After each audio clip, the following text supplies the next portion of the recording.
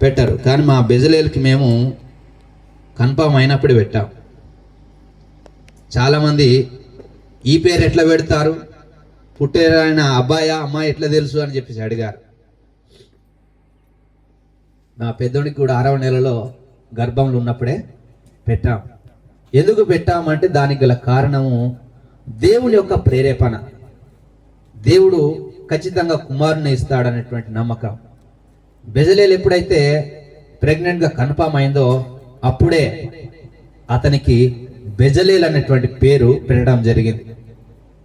అయితే ఈ విధంగా దేవుని యొక్క కార్యాలను మనం చూసినప్పుడు ఆయనకు ముందుగానే పేరు పెట్టబడుతుంది అని ఆయన పుట్టక ముందే చెప్పడం జరిగింది. ఇమ్మానుయేల్ అనే పేరు ఈ యెషయా గ్రంథము దరిదాపు యేసు ప్రభువారు పుట్టక కంటే ముందు కొన్ని వందల సంవత్సరాల క్రితం ఉన్నటువంటి ఒక ప్రవక్త ప్రవచించింది, రాసింది. అయితే ఆ ప్రవక్త ఇమ్మానుయేల్ అనేటువంటి పేరుతో పాటు ఇలాంటి పేర్లు కూడా పెట్టబడతాయి అని చెప్పబడింది. యేసు ప్రభు వారికి ఇంకొక పేరుంది, నజరేయుడు అని. అది కూడా ముందుగానే పెట్టబడింది. ఆయన నజరేతులో పెరిగాడు. ఎందుకు అక్కడ పెరిగాడంటే నజరేయుడు అనబడును అని చెప్పేసి ప్రవక్త ద్వారా చెప్పబడినది నెరవేరినట్లుగా ఆయన నజరేతు అనే ఊరిలో జీవించాడు.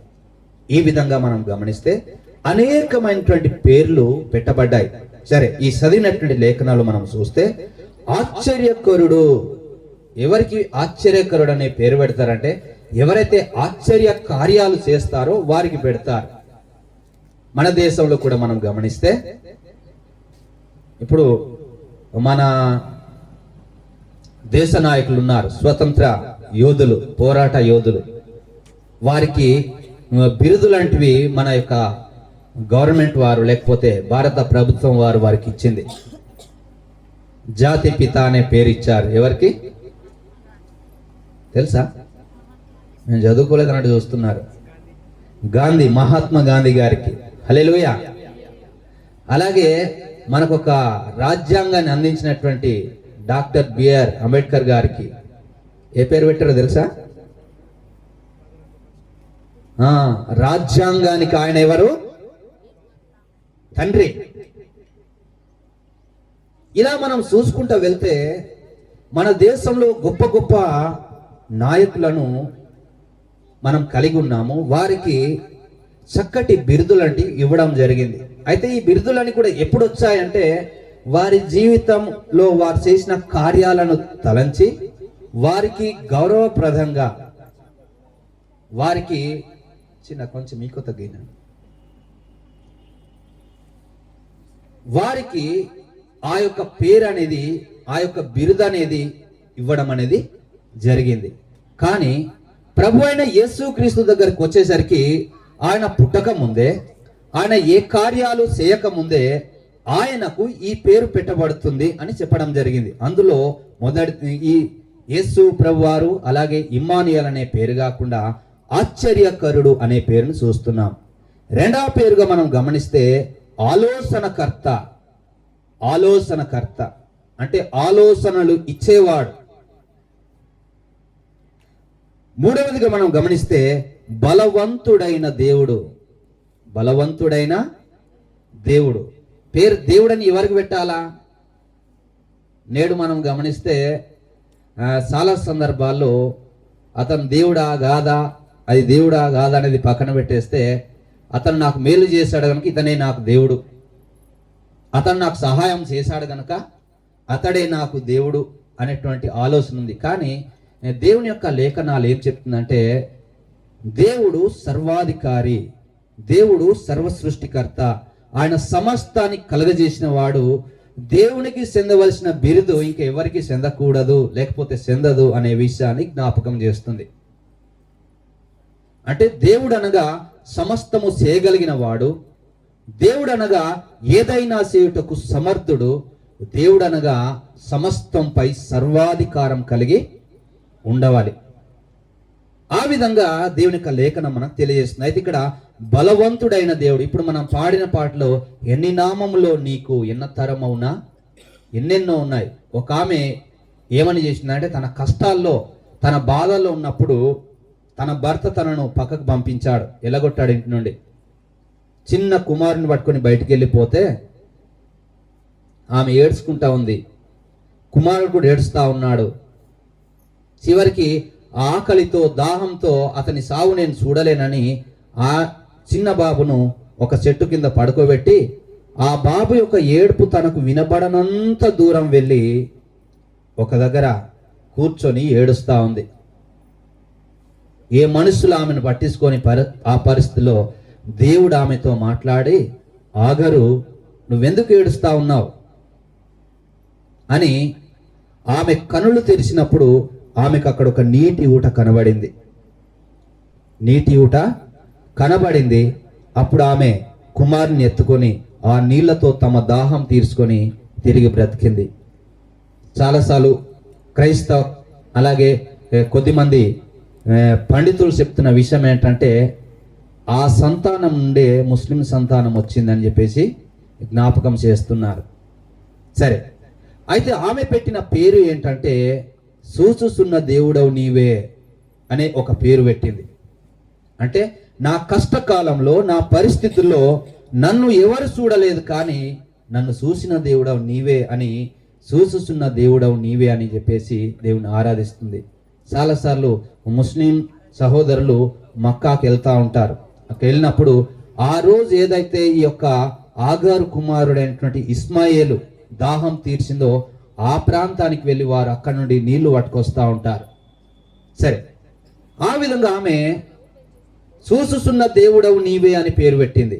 మోసే అని ఒక ప్రవక్త ఉన్నాడు. ఆయన ఏమంటాడంటే, దేవా నువ్వు నన్ను అక్కడికి పంపుతున్నావు మంచిదే, కానీ వాళ్ళు అడుగుతారు ఎవరిని నువ్వు పంపించాడంటే మీ పితరుల దేవుడు అని చెప్పమన్నాడు. అతని పేరేంటంటే ఏమని చెప్పాలంటే అప్పుడు దేవుడు అంటాడు, నేను ఉన్నవాడను అనువాడను అని చెప్పమన్నాడు. ఇలా ఒక్కొక్క పేరు మనం చూసుకుంటూ వెళ్తే మనము ఎన్నెన్నో పేర్లను చూడగలం. అయితే ఇక్కడ మరొక పేరుంది, బలవంతుడైన దేవుడు. 4వ విషయాన్ని మనం గమనిస్తే నిత్యుడగు తండ్రి. దేవుడే ఈ లోకంలో మనందరినీ పుట్టించువాడు గనుక తల్లి గర్భంలో మనకు శరీర సంబంధమైన తల్లిదండ్రులు ఉన్నారు, కానీ వారికి దేవుడు మనల్ని బహుమతిగా ఇచ్చాడు. ఆ దేవుడి నుండే మనం ఈ లోకానికి వచ్చాం గనుక ఆయన మనకు నిత్యుడుగా ఉండేటువంటి తండ్రి. ఇక్కడ ఉన్నటువంటి తండ్రి కొంతకాలం మనతో ఉంటాడు, కొన్ని రోజులు మనతో ఉంటాడు, లేకపోతే మనం వారితో కొంతకాలం ఉంటాం, తర్వాత వారు చనిపోతారు, మనం చనిపోతాం. కానీ సృష్టికర్త అయినటువంటి దేవుడు మనకు నిత్యుడు తండ్రిగా ఉన్నాడు. యేసు ప్రభువారు కూడా తన పిల్లలకు తన విశ్వాసం ఉంచిన వారికి ప్రార్థన చేసేటప్పుడు ఇలా చెప్తాడు, పరలోకమందున్న మా తండ్రి నీ నామము అంగీకరింపబడును గాక, స్తుతింపబడును గాక అని ఆ తండ్రిని జ్ఞాపకం చేస్తూ ప్రార్థన చేయండి అని చెప్పేసి ప్రార్థన నేర్పారు. కనుక ఆయనకు నిత్యుడగు తండ్రి అనే పేరు ఒకటి ఉంది. 6వదిగా మనం గమనిస్తే సమాధానకర్త, సమాధానాన్ని ఇచ్చే దేవుడు. యేసు ప్రభువారు ఈ లోకానికి వచ్చినప్పుడు ఎవరిని కలిసినా ఏ ఇంటికి వెళ్ళినా ఆయన చెప్పిన మాట ఏంటంటే దేవుని సమాధానం నీకు కలుగునుగాక అన్నాడు. అంటే సమాధానం అనేది ఈ రోజుల్లో మనుషుల జీవితంలో లేదు, అయితే ఆయన సమాధానం ఇవ్వడానికి వచ్చాడు. యేసు ప్రభువారు పుట్టినటువంటి ఆ రాత్రి గొల్లల దగ్గరికి దేవుని దూత వచ్చి చెప్తూ, ఇదిగో నేడు రక్షకుడు మీ కొరకు పుట్టి ఉన్నాడు, ఆయన ప్రభు అయిన క్రీస్తు అని చెప్తూ, దానికి ఇదే మీకు ఆనవాలు. మత్తయి లూకాసు వార్త ఒక్కసారి తీస్తారా? అక్కడ ఏమని అంటాడంటే దానికి ఇదే మీకు ఆనవాలు అని చెప్తూ, పొత్తి గుడ్డలతో చుట్టబడి ఉన్నటువంటి శిశువును మీరు పశువుల తొట్టిలో పడుకొని ఉండుట మీరు చూసేదరు అని ఆ దూతల ఆ గొల్లలకు ఆ గొర్రెల కాపరులకు తెలియజేసి పరలోకానికి వెళ్లే ముందు ఒక ఆరాధన చేస్తున్నారు. ఇప్పటిదాకా మనం ఒక పాటలు పాడిన చూడండి, ఆ విధంగా పరలోక సైన్య సమూహం అంతా ఆరాధన చేస్తున్నారు. లూకాసు వార్త 2వ అధ్యాయము 14వ వచనాన్ని మనం చదువుదాం చూడండి. 13, 14.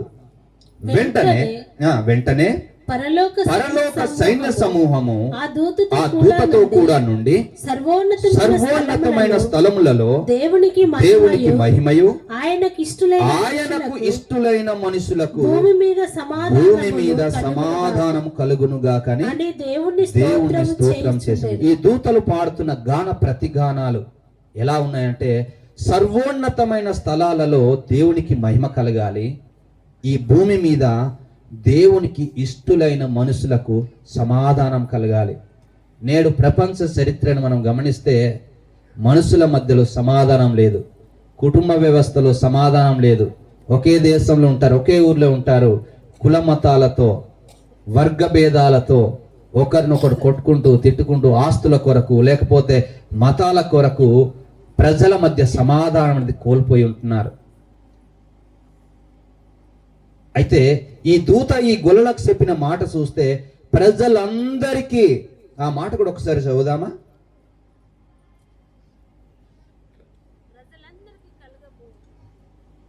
ఇదే లూకా సువార్త 2వ అధ్యాయము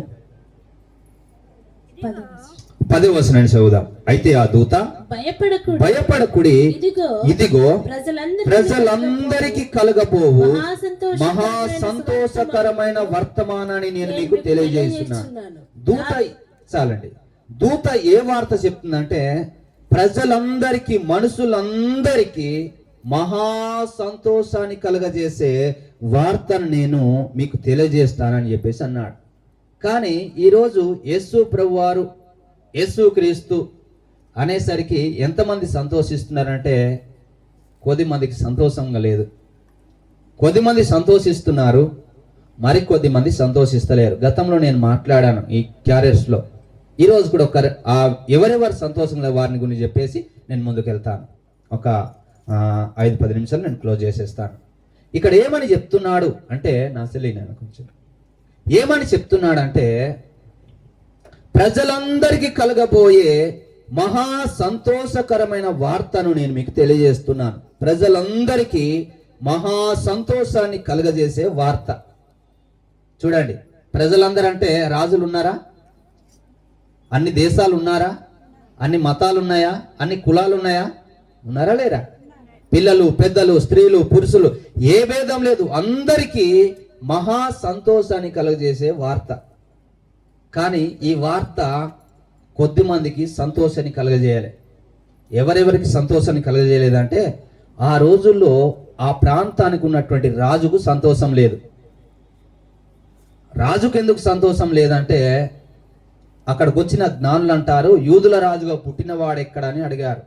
ఇతను పుట్టుకతోనే రాజు అంటే నా రాజ్యం అంత గుంజుకుంటాడు, నా తర్వాత నా కొడుకు, నా మనుమడు రాజు కావాలి, కానీ వీడెవడో పుట్టుతూనే రాజట, నా రాజ్యం అంతా ఇతను తీసుకెళ్తాడు గనక అని చెప్పేసి అతనికి సంతోషానికి బదులు బాధ, దుఃఖం మొదలైంది. ఇతనికి నా రాజ్యం వెళ్ళొద్దంటే వీడు బతుకుండొద్దు అని యేసు ప్రభువారిని చంపడానికి ప్రయత్నం చేస్తే, ఆయన ఎవరో తెలియదు గనుక ఆ సంవత్సరంలో ఆయన 2 సంవత్సరాల లోపు పసిపిల్లలందరినీ, మగపిల్లలందరినీ, ఆ ప్రాంతంలో ఉన్న వారందరినీ చంపించాడు. మొట్టమొదట రాజు సంబంధికులు సంతోషంగా లేరు. అయితే ఆయన ఇతని రాజ్యాన్ని తీసుకోవడానికి రాలేదు, అపార్థం చేసుకుని బాధపడ్డాడు. నేడు కూడా యేసు ప్రభువారి విషయంలో ఎవరైతే అపార్థం చేసుకుంటారో వారు బాధపడతా ఉన్నారు. వారికి సంతోషమైన వార్త దుఃఖకరంగా మారుతా ఉంది. రెండవదిగా ఎవరు సంతోషంగా లేరంటే, మత సంబంధమైనటువంటి వారు. ఎవరైతే మతాలకు విలువనిస్తున్నారో వారు. యేసు ప్రభువారు మతంలో ఉన్నటువంటి వారికి చెప్పిన మాట ఏంటంటే, మతంలో ఉన్నవాడు ఒక వంతు నరక శిక్షను అనుభవిస్తాడని. కానీ ఎవరినైతే తమ మతంలో చేర్చుకుంటారో వారు 2 అంతల నరక శిక్షను అనుభవిస్తారు. యేసు ప్రభువారు మతాన్ని స్థాపించడానికి రాలేదు, మనుషులకు సంతోషాలు, సమాధానాన్ని, దేవుని మార్గాన్ని, దేవుని ప్రేమను, మనుషులు ఎలా బ్రతకాలది చెప్పడానికి వచ్చాడు. సత్యాన్ని గూర్చి సాక్ష్యం ఇవ్వడానికి వచ్చానన్నాడు. నా రాజ్యం ఇహ సంబంధమైనది కాదు, నా రాజ్యం పర సంబంధమైనదని ఆయన మాట్లాడాడు. కనుక ఎవరైతే మత సంబంధమైన వారు ఉన్నారో వారికి సంతోషం లేదు. ఎందుకు సంతోషం లేదంటే ప్రజలందరూ కూడా యేసు ప్రభువారి యొక్క మాటలను జ్ఞాపకం చేసుకొని ఇతను చెప్పే మాటల ద్వారా ఆదరించబడుతూ ఓదార్పు పొందుతూ సమాధానం పొందుతూ ప్రభు వైపు తిరుగుతున్నప్పుడు ఈ యూదా మత పెద్దలు, మత సంబంధికులైన వారు, ఇదిగో ప్రజలంతా వారి వైపు వెళ్తున్నారు, మనకు వచ్చే గౌరవ మర్యాదలు పోతున్నాయి. ఇంతకాలం ఈ మతాన్ని అడ్డు పెట్టుకొని ప్రజలను మోసం చేస్తూ మనము సంపాదించుకుంటూ వచ్చాం. కానీ ప్రజలంతా అటు వెళ్తే మన ఆదాయం పోతుంది, మన గౌరవ మర్యాదలు పోతున్నాయి. ఇతను బ్రతికి ఉంటే మనకు ఇక ఏ విలువ ఉండదు కనుక ఇతను సంపబడాలి, లేకపోతే ఇతను లేకుండా చేయాలని చెప్పేసి యేసు ప్రభువారిని తీసుకొని వెళ్ళి ప్రభుత్వానికి అప్పగిస్తే అక్కడున్న పిలాతు అంటాడు, మరణానికి తగిన ఏ పాపం ఇతను చేయలేదు కనుక నేను ఇతని సంపను అంటాడు. కానీ వారు బలవంతంగా మరీ కేకలు పెట్టడం ఇవన్నీ చూసినప్పుడు ఇతని విషయంలో నేను నిర్దోషినని తన చేతులు కడుక్కుంటే వీరన్నారు, ఆ పాపం ఏదో మా మీద, మా పిల్లల మీదకి రాని, కానీ అతన్ని ఖచ్చితంగా సంపాలి అని చెప్పేసి యేసు ప్రభువారిని శిలువకు వేశారు. రెండవ గుంపు మత సంబంధమైనటువంటి వారు. మొదటి గుంపు ఏదంటే ఈ లోకపరమైనటువంటి రాజరిక వ్యవస్థలు ఉన్నటువంటి వారు సంతోషంగా లేరు. రెండవ గుంపు మతాధికారులు లేదా మత పెద్దలు. మూడవ గుంపు ఇంకొకటి ఉంది, సంతోషంగా లేని గుంపు.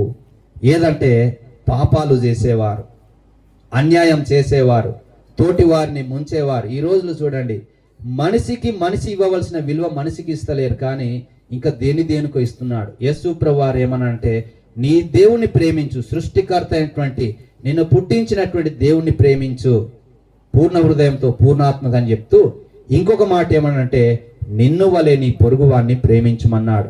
అంటే తోటి మనిషిని ప్రేమించాలి, తోటి మనిషికి చేతనైనంత సహాయం చేయమన్నాడు. ఎవరికన్నా వస్త్రాలు లేని వ్యక్తి ఒకడు కనబడితే నీకు రెండు ఉన్నాయి, ఒకటి నువ్వు అతనికి ఇచ్చేయి. ఎవరికైనా ఆహారం లేకుండా ఉంటే, నీకు ఆహారం ఉంటే నీ ఆహారంలో అతనికి కొంచెం ఇచ్చి అతని ఆకలి తీర్చుమన్నాడు. అంటే యేసు ప్రభువారు చెప్పినటువంటి ఒక దగ్గర ఒక ఉపమానం ఏముంటుందంటే సమరయుడు, యూదుడు, అలాగే యాజకుడు వీళ్ళందరూ వెళ్తున్నప్పుడు అక్కడ ఒకతను కొట్టబడి ఉంటాడు, దొంగల చేత దోసుకోబడి ఉంటాడు, ప్రాణాపాయ స్థితిలో ఉంటే ఒక సమరయుడు వచ్చేసి అతని గాయాలు కట్టి వైద్యం చేసి అతను కోలుకునేంత వరకు అయ్యే ఖర్చంతా పెడతాడు. అది చెప్తూ ఇలా మీరు తోటి మనిషిని కుల మత వర్గభేదం చూడకుండా మీరు సహాయం చేయాలి, వారి మేలు కొరకు, వారి ఎదుగుదల కొరకు మీరు సహాయం చేయాలని చెప్పేసి యేసు ప్రభువారు చెప్పారు. అయితే పాపం చేయడానికి అలవాటు పడ్డటువంటి పాపాత్ములైనటువంటి దుర్మార్గులైనటువంటి మనుషులు అది వారికి బాధను కలుగజేసింది. లంచాలు తీసుకోవడానికి, అన్యాయం చేయడానికి, బలాత్కారం చేయడానికి, వ్యభిచారం చేయడానికి, దొంగతనం చేయడానికి అలవాటు పడినటువంటి దుర్మార్గులైనటువంటి ప్రజలు, పాపాత్ములైనటువంటి అధికారులు యేసు ప్రభువుని గురించి సంతోషించలేదు. మిగిలిన అందరు సంతోషించారు. హల్లెలూయా. నాలుగవదిగా ఇంకొక వ్యక్తి సంతోషంగా లేడు. ఎవరంటే సైతాన్ అనబడుతున్న వ్యక్తి, అబద్ధీకుడు. లోకంలో చాలా మంది సైతాన్ అనేసరికి ఇంకా ఏవేవంటారు. అపవాది అనబడేవారు, బైబిల్ చెప్పే అపవాది ఎవరంటే ప్రజలకు కీడు చేయించేవాడు, ప్రేమించకుండా అన్యాయం చేయించేవాడు, సంపించేవాడు, లంచాలు తీసుకోవడానికి ప్రేరేపించేవాడు, పాపాన్ని ప్రోత్సహించేవాడు, దేవునికి చెందవలసిన మహిమను దేవునికి ఇవ్వకుండా ఇంకో దానికి ఇప్పించేవాడు సైతాను. వాడు కంటికి కనబడాడు, కానీ ప్రజల చేత ఒకరి మీద ఒకరికి పగ పెంచుతూ ఉంటాడు, ఒకరి మీద ఒకరికి ద్వేషాన్ని పెంచుతూ ఉంటాడు. ఇలాంటి వారు యేసు ప్రభువారు అంటే సంతోషించలేదు. కానీ మిగిలిన వారందరూ కూడా దూత చెప్పినట్లు మహా సంతోషకరమైన వార్త విని సంతోషాన్ని అనుభవించారు. అయితే ఇక్కడ నేను చెప్పదలుచుకున్న విషయం ఏంటంటే ఈ దూతలు ఈ భూమి మీద దేవునికి ఇష్టలైన మనుషులకు సమాధానం కలుగుతుంది కనుక దేవుని యొక్క సమాధానం పొందాలంటే దేవునికి మనం ఇష్టలుగా ఉండవలసిన వారమైంటున్నాం. చివరిగా మనం గమనిస్తే సమాధానకర్తయగు అధిపతి, అధిపతి అనేటువంటి పేరు. సర్వలోకానికే చక్రవర్తివి నీవే యేసయ్యా. సర్వలోకానికి ఒక్కడే. మన దేశానికి ఎంతమంది ప్రధానులు ఉన్నారు? ఎంతమంది ఉన్నారండి? ఒక్కడా ఇద్దరా? ఒక్కరే. అలాగే ఏ దేశానికి తీసుకుని ఎంతమంది ఉంటారు? ఉప ప్రధాని ఉండొచ్చు, రాష్ట్రపతి ఉండొచ్చు, ఉపరాష్ట్రపతి ఉండొచ్చు, ముఖ్యమంత్రి ఉండొచ్చు, ఉప ముఖ్యమంత్రి ఉండొచ్చు. కానీ ముఖ్యమంత్రితో సమానంగా ఇంకొక ముఖ్యమంత్రి, ప్రధానితో ఇంకొక సమానమైన ప్రధాని ఉండాడు. బైబిల్ అంతా చెప్పేది ఏంటంటే దేవుడు ఒక్కడే, ఆయన సర్వాధికారి, ఆయన సర్వ సృష్టికి అధికారి అయి ఉన్నాడు. ఆయనే ఈ లోకాన్ని తన సిద్ధ వృత్తి చొప్పున క్రమంగా నడిపిస్తున్నాడని చెప్పేసి మాట్లాడుతుంది. ఆ దేవుడే మనుషులను చేశాడు, తనతో ఉండడానికి, తన మహిమ కొరకు చేశాడు. కానీ మనిషి తన ఆజ్ఞను మీరి దేవుని మాట కాదని అవిధేయుడై పాపం చేసి పాపం వలన మరణానికి గురయ్యాడు, చనిపోయి నరకానికి వెళ్తున్నాడు. మనిషి శరీరానికి మరణం ఉంది, ఆత్మకు మరణం లేదు. అయితే తన ఇష్టంతో తన పోలికలో చేసిన నరుడు నరకానికి వెళ్ళడం దేవునికి ఇష్టం లేదు. కనుక ఆ మనుషులను తిరిగి పాప మరణాల నుండి, ఆ శిక్ష నుండి తప్పించడానికి దేవుడే మనిషిగా ఈ లోకానికి వచ్చాడు. అది మొదటి రాకడ. దాన్నే క్రిస్మస్ వేడుకగా ప్రపంచమంతటా జరుపుకుంటున్నాం. అయితే ఆయన మరలా రాబోతున్నాడు ఈ లోకానికి. ఎందుకంటే ఈ లోకానికి తీర్పు తీర్చడానికి. ఈ సువార్త అందుకే ప్రకటించమన్నాడు. అందుకే సర్వలోకానికి వెళ్ళండి, సర్వ సృష్టికి సువార్తను ప్రకటించండి, నేనే నరులకు తీర్పు తీర్చువాడను. అయితే ఎవరైతే నాయందు విశ్వాసం ఉంచుతారో, అనగా మనుషుల కొరకు, వారి పాప క్షమాపణ కొరకు నేను వారి కొరకు నా రక్తాన్ని చిందించాను, సిలువలో చనిపోయాను, ఎవరైతే దీన్ని అంగీకరిస్తారో, నమ్ముతారో, వారిని ఏ నరకానికైతే వెళ్తున్నారో వారిని నేను రక్షిస్తాను అని చెప్పేసి అన్నాడు. చాలాసార్లు ఈ మాట చెప్పినప్పుడు కొద్దిమంది నమ్మకపోతే నరకానికి వేస్తాడా దేవుడు అంటారు. కాదు కాదు, ఆల్రెడీ మనిషి నరకం వైపు వెళ్తా ఉన్నాడు. అది బైబిల్ చెప్పేది. నమ్మకపోతే నరకంలో వేస్తాననేది కాదు. ఆల్రెడీ మనిషి పాపి, పాపం వలన మరణానికి గురయ్యాడు, ఆ తర్వాత నరకానికి వెళ్తున్నాడు. ఆ నరకానికి వెళ్తున్న మనిషిని రక్షించడానికి యేసు ప్రభువారు వచ్చి తన కార్యాన్ని చేశాడు. అంటే నువ్వు నమ్మినా నమ్మకపోయినా ఆల్రెడీ నరకం వైపు నువ్వు ప్రయాణం చేస్తున్నావు. అయితే తప్పించుకోవడానికి ఒక మార్గం ఉంది. ఆ మార్గం ఏదంటే ప్రభు అయిన క్రీస్తు అని చెప్తా ఉన్నాడు. సువార్త అనేది ఏంటి అంటే నువ్వు నమ్మకపోతే నరకానికి వెళ్తావు అనేది కాదు. నరకానికి వెళ్తున్నటువంటి నీవు రక్షింపబడడానికి ఉన్నటువంటి ఏకైక మార్గము అని చెప్తున్నాడు. అందుకే ఇంకొక మాట ఏమంటాడంటే అన్ని నామముల కంటే పైనామము, ఈ నామముననే మనం రక్షణ పొందవలెను, కానీ మనుషులలో ఇయ్యబడిన మరి ఏ నామమునను రక్షణ పొందలేము అని చెప్పేసి మాట్లాడుతా ఉన్నాడు. ఈ నామముననే ఏ నామమో ఒక్కసారి మనం గమనిస్తే ఈ విధంగా రాయబడి ఉంటా ఉన్నది.